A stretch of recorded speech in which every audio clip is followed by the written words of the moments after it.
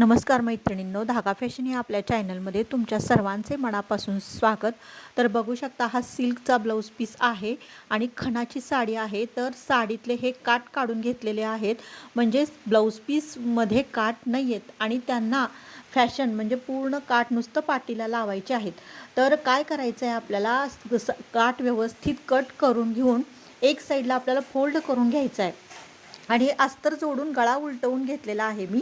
तर आपल्याला आतल्या साईडला म्हणजे 4.5 इंचावरती आपल्याला टक्स घ्यायचे आहेत। उंची घ्यायची आपल्याला 5 इंच आणि टक्सची रुंदी असणार आहे 1 इंच। म्हणजे अशा पद्धतीनं आपल्याला टक्स घ्यायचे आहेत। तर टक्स मी इथे आखून घेत आहे, तुम्ही बघू शकता। आणि टक्स आखून झाल्यानंतर आपल्याला पूर्ण टीप मारून घ्यायची आहे, म्हणजे नाही, अगोदर आपल्याला काठ जोडून घ्यायचे आहेत। म्हणजे पूर्ण असा प्लेन व्यवस्थित एक साईडला फोल्ड काठाचा करून मी पूर्ण असे काठ अगोदर जोडून घेणार आहे। म्हणजे दोन्ही साईडला आपल्याला टीप मारायची, खालच्या पण साईडला आपल्याला टीप मारायची आहे आणि वरती पण आपल्याला अशी टीप व्यवस्थित मारून घ्यायची, म्हणजे पूर्ण फिनिशिंग सहित हा काठ आपल्याला जोडून घ्यायचा आहे व्यवस्थित।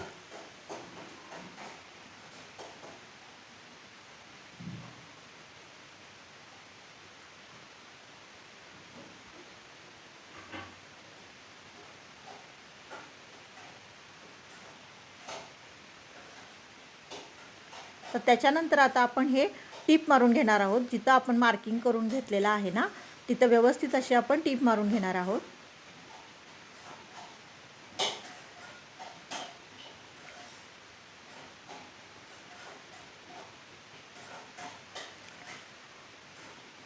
आणि ही बघू शकता, ही मी 1.25 इंचाची पट्टी तयार केलेली आहे पाटीची।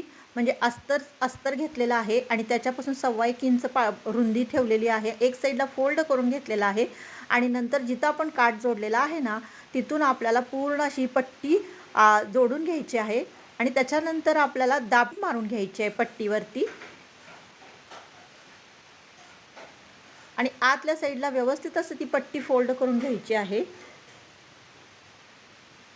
फिनिशिंग सहित ह्या सर्व गोष्टी आपल्याला करायच्या आहेत।